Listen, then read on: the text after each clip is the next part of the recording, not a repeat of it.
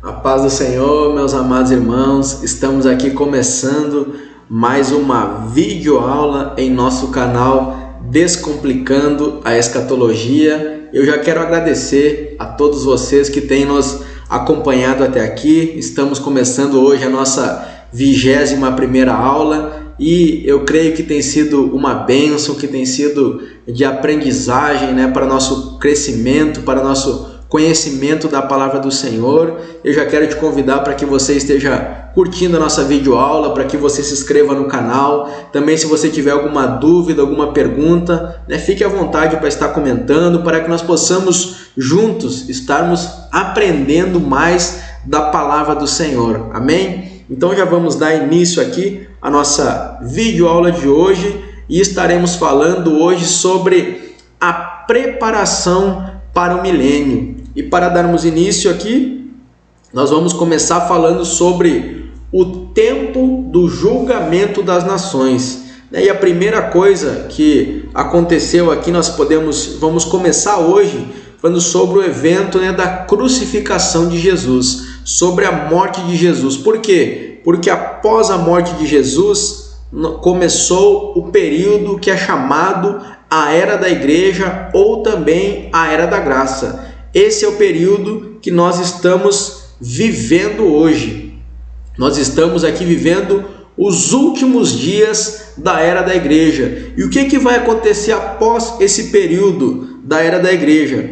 O próximo evento profético que vai acontecer será o arrebatamento da igreja, quando Jesus ele vier nas nuvens, estiver nos ares, e ali vai ser tocado a trombeta de Deus, e ali então acontecerá nesse momento o arrebatamento da igreja. O arrebatamento está descrito em 1 Tessalonicenses, no capítulo 4, do versículo de número 13 até o versículo 18, e também no livro de 1 Coríntios, capítulo de número 15, do versículo 50 até o versículo 55, onde fala sobre a transformação do nosso corpo.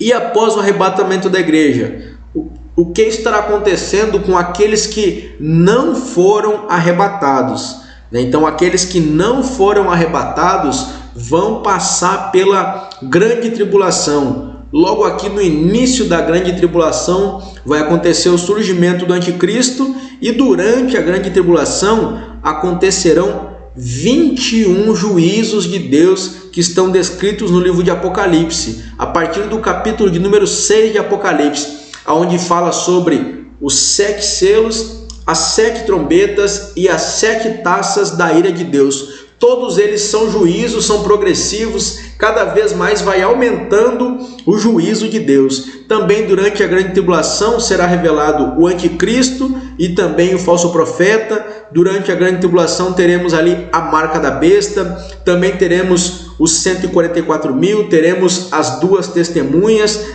Tudo isso nós temos videoaulas explicando quem que vai ser o anticristo, quem que vai ser o falso profeta, sobre a marca da besta, os 7 selos, as 7 trombetas, 7 taças. Então temos todas essas videoaulas para vocês entenderem como que será o período da grande tribulação. Quem não for arrebatado passa pela grande tribulação. E quem for arrebatado, o que vai acontecer?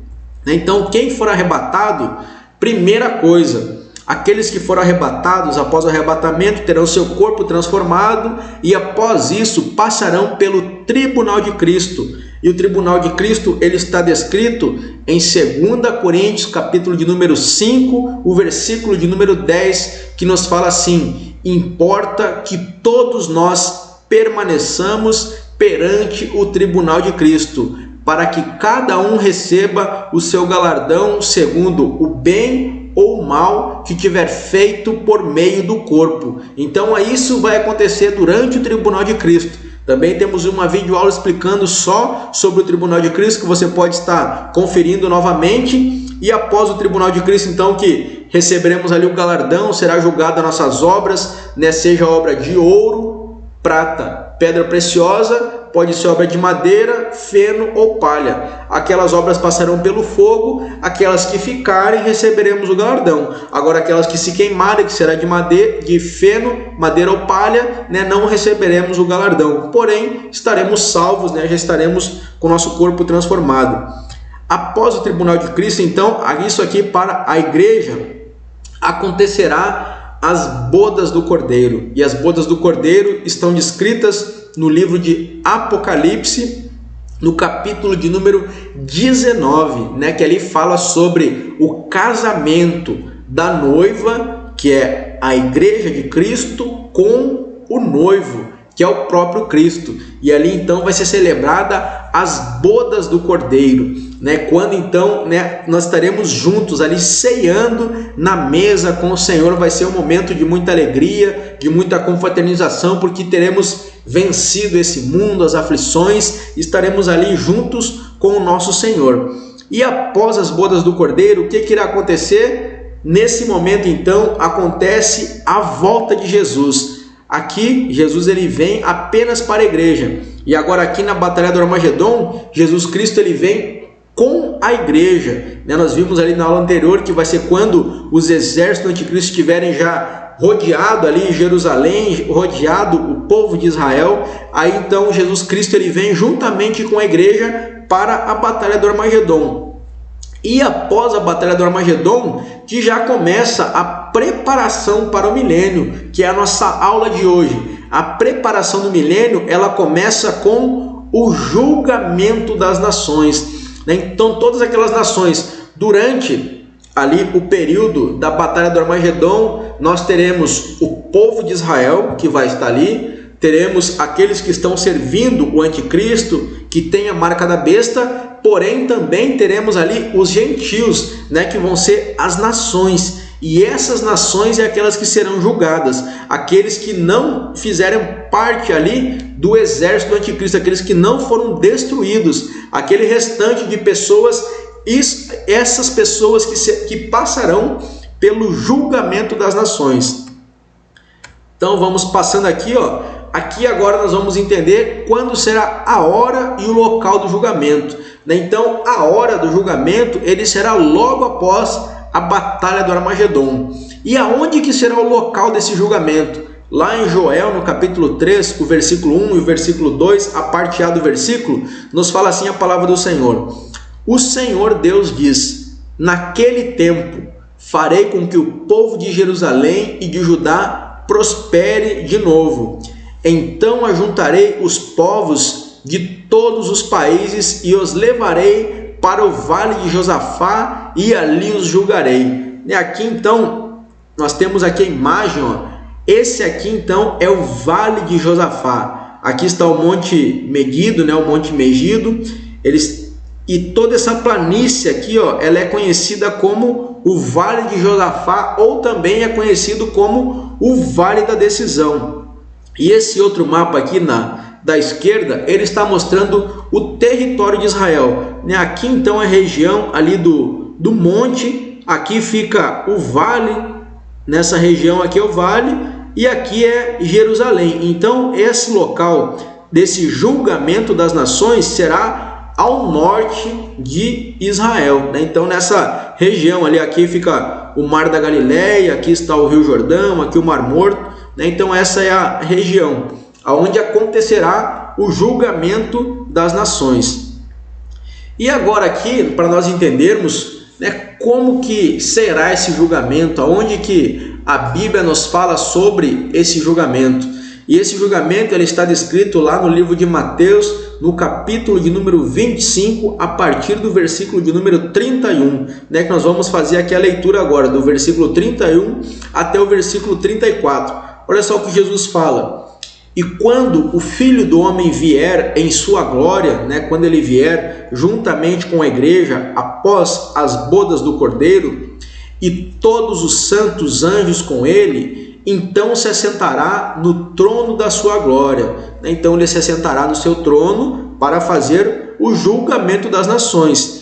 E todas as nações serão reunidas diante dele. Então todos aqueles gentios que estiverem ali serão reunidos diante do trono ali de Jesus que vai estar sentado. E olha só, e ele apartará uns dos outros, como o pastor aparta o bode, aparta dos bodes as ovelhas, e porá as ovelhas à sua direita, mas os bodes à sua esquerda. Então dirá o rei aos que estiverem à sua direita: vinde benditos de meu pai, possuí por herança o reino que vos está preparado desde a fundação do mundo.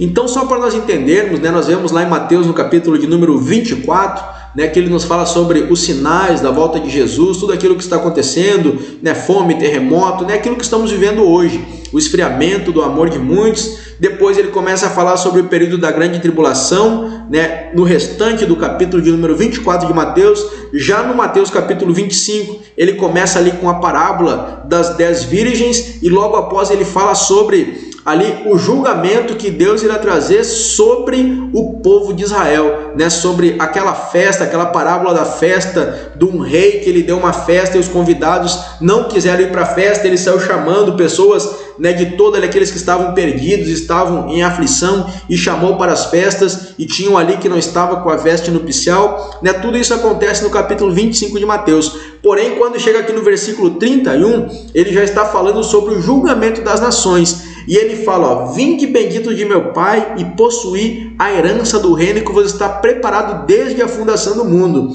E se você vai ler a sequência desse versículo, ele fala: porque eu tive fome e deste-me de comer, tive sede e deste-me de beber, estava nu e vestiste-me. E aí as pessoas perguntam: mas quando que tivemos com fome, com sede ou nu? E ele pega e aponta então para o povo de Israel, e ele fala: olha, toda vez que vocês fizeram a um desses meus pequeninos, a mim o fizeste. Então o que acontece? É aquelas nações que durante a grande tribulação, aquelas pessoas que estiverem ajudando o povo de Israel, porque o povo de Israel vai ser perseguido, mas vai ter pessoas que vão se comover e vão ajudar. E essas pessoas, elas são comparadas a ovelhas. E o que vai acontecer com elas? Elas entrarão juntamente com o povo de Israel no reino, serão os gentios que estarão no milênio. E eles são chamados então de as ovelhas, o reino que vos está preparado desde a fundação do mundo. Esse reino é o reino do milênio. Mas vamos seguindo aqui. Agora então, o que vai acontecer com aqueles que estiverem à sua direita? Olha só, não, à sua esquerda, desculpe. Então dirá também aos que estiverem à sua esquerda, que são os ímpios, aqueles que não forem a favor do povo de Israel, aqueles que estiverem contra o povo de Israel: apartai-vos de mim, malditos, para o fogo eterno, preparado para o diabo e seus anjos. Nós vimos aqui que Deus ele deixa muito claro que o fogo eterno, que o lago de fogo e enxofre, ele não foi preparado para a humanidade, ele foi preparado para o diabo e seus anjos. Mas infelizmente muitas pessoas têm escolhido não servir a Deus. Muitas pessoas, quando falamos de Jesus, da sua morte, do seu sacrifício, da sua ressurreição, falamos da salvação, da vida eterna, muitas pessoas rejeitam. E isso é o livre-arbítrio, cada um de nós tem a escolha. A palavra de Deus nos fala no livro de Apocalipse, que Jesus ele está à porta e bate. Todo dia ele está batendo na porta do nosso coração, e cabe a nós abrirmos a porta do nosso coração e deixarmos ele entrar para que ele faça morada em nós. E ele fala: aquele que abrir a porta, eu entrarei e cearei com ele. Mas muitas pessoas não querem servir a Jesus, têm escolhido outros caminhos. Infelizmente aqui nesse momento essas pessoas que não servem a Deus, eles serão lançados ali no fogo eterno, como está mostrando aqui a imagem. Então aqueles que estiverem à esquerda, os bodes, esses serão lançados no fogo eterno. E vamos seguindo aqui, nós vamos ver agora qual que é o propósito do julgamento das nações.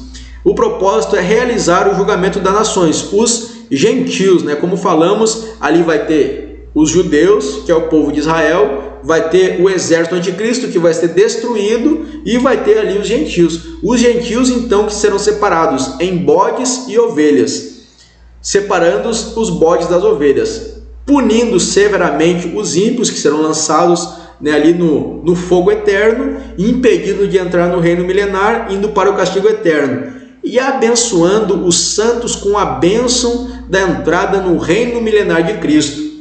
E aqui tem uma diferença. Vocês veem aqui, tem uma imagem, aqui tem um bode, Aqui o bode e aqui está a ovelha. Ovelha ou bode, o que você é? E aqui tem algumas características do bode e a característica da ovelha. E vamos ver aqui no qual delas que a gente se encaixa. Olha só, primeiro, o bode, quando ele é repreendido, ele agride. Então, se você vai brigar com o bode, experimenta aí brigar com o bode e virar de costa para ele. Quando você virar de costa, a primeira oportunidade que ele tem, ele vai vir correndo e vai te dar uma cabeçada. Infelizmente, muitas pessoas estão assim hoje, pessoas irrepreensíveis, que não aceitam repreensão, pessoas irreconciliáveis, que não gostam de serem conduzidas para o caminho, que não gostam de ser pastoreadas, porque o pastor ele leva consigo o cajado, mas ele também leva consigo a vara, e tem momentos que a pessoa precisa ser exortada, ou passar por um momento de disciplina, mas muitas pessoas não gostam de ser repreendidas e ainda quando são repreendidas elas agridem. Porém a ovelha, quando ela é repreendida, ela chora, ela mostra toda a sua humildade, toda a sua mansidão, todo o seu quebrantamento, todo o seu arrependimento. Assim a ovelha, quando ela é instruída, ela chora, se arrepende e ela volta novamente para o caminho certo. A outra característica do bode é que o bode ele tem a natureza de ser revoltado, Pessoas revoltadas, tudo se revolta, ela se revolta com a igreja, se revolta com, tudo ela é uma pessoa revoltada, ela não consegue ter uma pessoa, como fala aqui, a natureza da ovelha é ser mansa, É como Jesus fala: vinde a mim todos vós que estáis cansados e sobrecarregados, e eu vos aliviarei. Lançai sobre mim o vosso fardo e aprendei de mim, que sou manso e humilde de coração. A mansidão é um dos frutos do Espírito, assim como o amor, a alegria, a paz, a fé, a bondade, a benignidade, o domínio próprio, tudo isso é fruto do Espírito Santo em nós. E a ovelha, ela é mansa. Agora já o bode, ele é revoltado, qualquer coisa ele já quer brigar, já quer bater, já aquele que nem fala é um pavio curto, E aqui a última característica, que tem outras mais, mas para resumir, o bode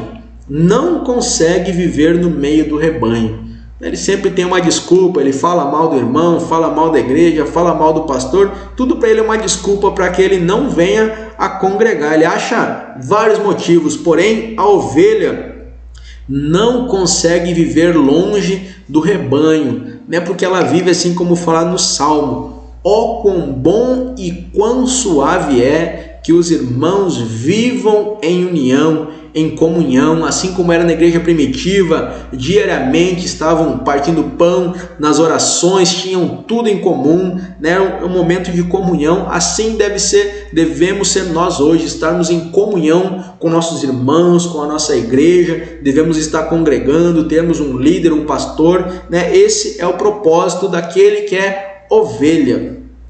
E aqui agora nós vamos seguindo, logo após então o julgamento das nações, acontecerá um outro julgamento, e esse julgamento agora será sobre o falso profeta, a besta que emerge da terra e também o anticristo, que lá em Apocalipse 13 ele é a besta que emerge do mar. Então aqui a besta que emerge do mar, o anticristo, e a besta que emerge da terra. Nós vamos ver que todos eles vão passar pelo julgamento: o anticristo, o falso profeta e também Satanás. Na próxima mais vamos ver o que vai acontecer com Satanás. Mas olha só o que nesse momento aqui vai acontecer com o anticristo. Está lá em Apocalipse, no capítulo 19, versículo 20 e 21. Mas a besta, essa besta que quando fala é o anticristo, foi aprisionada, e com ela o falso profeta, que com os sinais feitos diante dela seduziu aqueles que receberam a marca da besta e eram adoradores da sua imagem. Os dois foram lançados vivos dentro do lago de fogo que arde com enxofre. Então os primeiros ali que estarão estreando o lago de fogo e enxofre será o anticristo e o falso profeta. Serão lançados vivos dentro do lago de fogo e enxofre. Então estarão ali pelos séculos dos séculos, pela eternidade, queimando no lago de fogo e enxofre.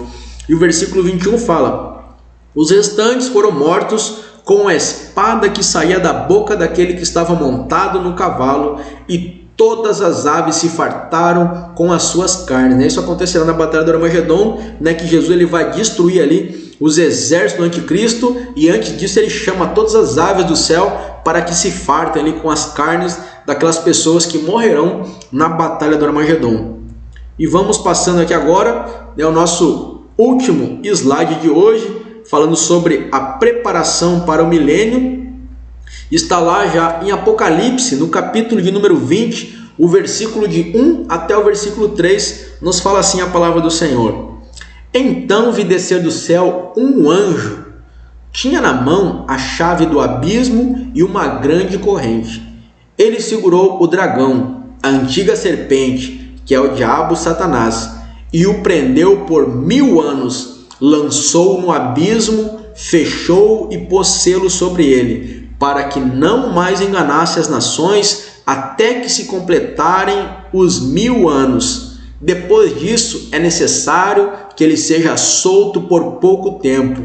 Então aqui agora na última dispensação das 7 dispensações, que é a dispensação do milênio, durante essa dispensação, Satanás ele vai ser preso. No começo dela, no começo do milênio, então vem um anjo e prende ele, e ele fica preso durante 1000 anos. Então durante o milênio ele estará preso, e aqui Jesus vai estar governando no milênio, porém no final do milênio ele vai ser solto. Por quê? Porque vai ter pessoas que irão nascer durante o milênio, e desde o começo da humanidade todas as pessoas passaram por a tentação de Satanás, desde lá de Adão e Eva no Jardim do Éden, até o último aqui antes da prisão dele será tentado. E aqueles então que nasceram durante o milênio, no final ele é preso, mas no final do milênio ele é solto para tentar essas pessoas que estiverem no milênio, e muitas pessoas vão seguir a ele. E nesse momento então vai acontecer a batalha final, que é conhecida como a batalha de Gog e Magog. E após isso, então, após a batalha final, acontecerá o juízo do trono branco, que nós falaremos mais para frente, que é conhecido como o juízo final. E após o juízo final, Apocalipse 21, que são os novo céu, a nova terra e a nova Jerusalém. E aí estaremos, a partir da nova Jerusalém, encerrando o nosso estudo de escatologia. Então, meus amados e queridos irmãos, eu quero agradecer a você. Muito obrigado por ter nos acompanhado até aqui. Que Deus abençoe a sua casa, a sua família. Não esqueça de curtir o nosso vídeo, de se inscrever em nosso canal e de estar compartilhando com mais pessoas que tenham curiosidade de aprender um pouco mais sobre escatologia, que nós possamos também ser um agente de transmissão de conhecimento da palavra do Senhor. Muito obrigado por ter nos acompanhado, e que Deus continue abençoando a sua casa e a sua família, em nome de Jesus. Amém.